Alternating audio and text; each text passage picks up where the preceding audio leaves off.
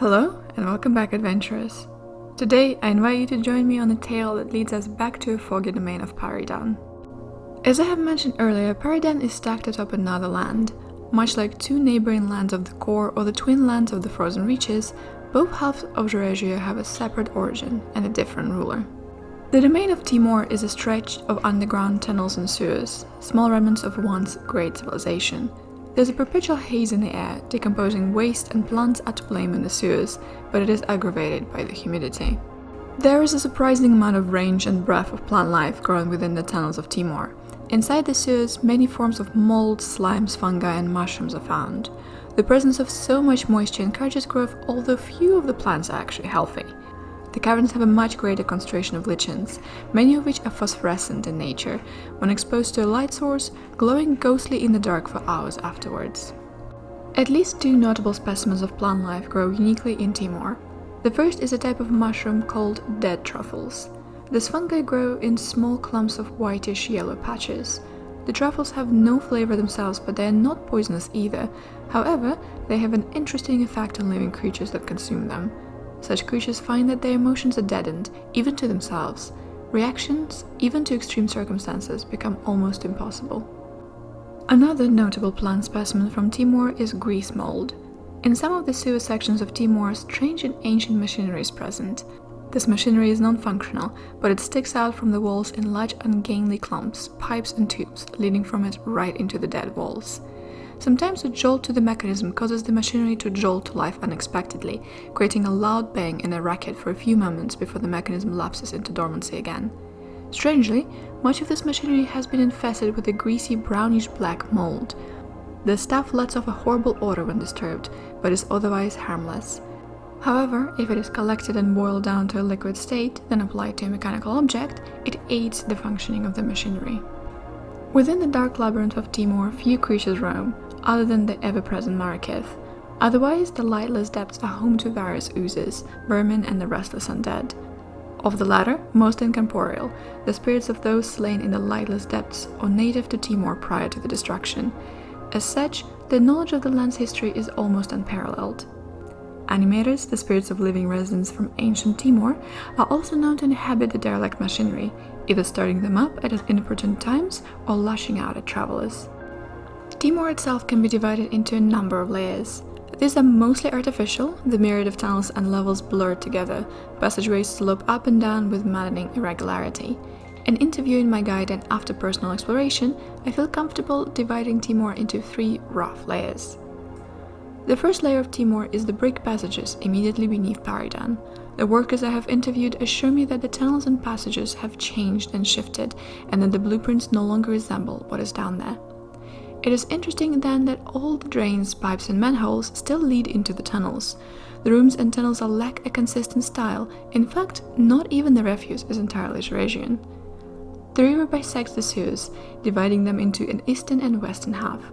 There is no way to move between the two except by moving down and through the lower levels or returning up to the surface. Of all the levels of Timor, the sewers are the safest, and yet they have the highest number of living things. Vermin are common, and while many are poisonous and deadly things, I would much rather face them than the aberrations that lurk below. Tucked away in a nook between the sewers and the tunnels is the Enclave, a small village of Calabans that lead in minimal existence in Timor. The sturdy people call themselves the Remnants, as they are all the remains of Timor's people. The settlement is hidden in the sunken ruins of Timor's temple district and is centered on the ruins of the great cathedral here. The tower itself remains and lies sloping upward, cutting a path into sewers above. The tower serves as a shaft between the levels and is the only entrance to the enclave. The rest of the settlement branches away from the cathedral. Houses are built out over dead-end tunnels or partially dug into the tunnel walls where the earth was displaced. The enclave is at the end of defensible choke point. So far, Calabans have survived by avoiding detection, and it is possible that Hive Queen is unaware such a large and permanent community exists in her realm, as the enclave location is closely guarded secret known only to the Remnants. The second series of layers can collectively be called the tunnels. These imposing passageways are all the remains of the sewers and catacombs of Timor. Timor was designed to be a city of beauty. Even the sewers had to be magnificent. After years of abuse and corruption, they are still a wonder to behold. The large intersections feature large fresco mosaics, and oftentimes the walls are painted with elaborate designs. Many of the tunnels also seem to be built atop other ruins, catacombs and structures far older than the city of Timor. Holes occasionally crack open into forgotten tombs or long-buried cairns. However, most of these are also within the borders of the Hive. The second subsection of the tunnels includes the ruins of the city of Timor, now abandoned and forgotten. The ruins are a channel of buildings, some upright and somewhat intact, and others destroyed or on their sides. It is in the ruins that the remnants scavenge for goods and items, and where I found the library of Timor. With the grandeur of this construction and testimony to the Timorians' talents, it is easy to forget how deadly it is here. All manner of mutated and hideous abominations lurk here in the dark. Many were corrupted by the nature of Timor, whilst others simply fell prey to the mists or slithered in from outside. Curiously, the darkness has not hindered the last garden of Timor. The plants continue to bloom despite the pitch-black surroundings. I believe some of the Timoran magic is responsible. In fact, the garden does not merely survive, it flourishes. Plants and vines have crept over the nearby ruined buildings, and the surroundings now resemble a temperate jungle. When travelers speak of the shifting tunnels of Timor, they are often referring to this layer. Whilst the tunnels do not actually move, they do seem to shift and hide. Openings seem to vanish no matter how hard one looks for them, only to reappear later, whilst new passages are discovered on commonly traveled routes. Deep below the Nodnal lays the Great Cistern. Tucked away in the lower reaches of the tunnels, near the start of the Hive, it is a single deep shaft plunging down. Here the river had burrowed down into the deep. Resulting tunnels access a number of pools where the runoff pauses for a moment before churning downward. These pools are treacherous, filled with undertows and whirlpools that can drag a man down into the unknown. However, the pools themselves act as collectors for heavier objects. Much like a pan can ferret out weightier metals, the pools deposit discarded objects. The remnants often rummage carefully through these pools, seeking relics from Timor of old or even valuables lost in the river above. The deeper layer of Timor is the Hive. Here the Marrakech rule and make their home. Here man is but prey, an intruder in an alien world. The Hive is composed of a series of natural caverns, ancient tunnels and passages dug into the earth. Most seem to have been burrowed within any matter of tool, clawed out of the rock and soil. The Marrakech often work their bodies into the grooves and remain undetectable, mistaken for another part of the roof or wall.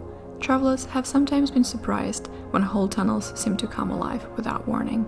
Whilst the passages in the tunnels seem to fade from view, those of the Hive shift and move of their own accord. The entire level arrives unseen, and routes never lead to the same place twice. Some of the remnants believe that beasts reshape the tunnels personally, moving dirt and brick by hand and claw. Others believe it reshapes to the will of its queen, twisting to fit her wishes. What I find most disturbing in the Hive is not the alien design, but the small fragments of humanity that have worked their way down. Ancient ruins such as crypts or forgotten tombs can be found in the darkest corners of the Hive. The odd statue or monument stands openly in an intersection, ruined and defaced. There are also the Catacombs, a series of brick tunnels that have opened up in the ceilings of the Hive. Anyone of renown was entombed here, along with their most valued possessions. Tucked away in a corner of the Hive are the royal tombs. Part of the catacombs that fill the various tunnels, this is a great structure originally located underneath the royal palace. As the earth shook, both slid into the crevasse and sank deep into the Hive. Here is located the final resting place of Queen Arenia, the former monarch of Timor. She was the last human ruler of this land and was buried with honors in the final years of the land. It appears that the queen does not rest quietly. She wished for immortality through her works, and now they all lay ruined and she is forgotten. Her spirit longs for both glory and revenge. This legend has not stopped treasure seekers from attempting the journey to the tomb. All the royal riches of Timor, including the enchanted crown jewels, are enshrined here. There is reputed to be a sword of the royal guards, the very blade used to knight the royal Marrakech hunters. Thank you so much for your time, patient listeners. Timor is the domain of great dangers and even greater treasures. So if you wish to test your luck and skill, be careful while crossing the mists.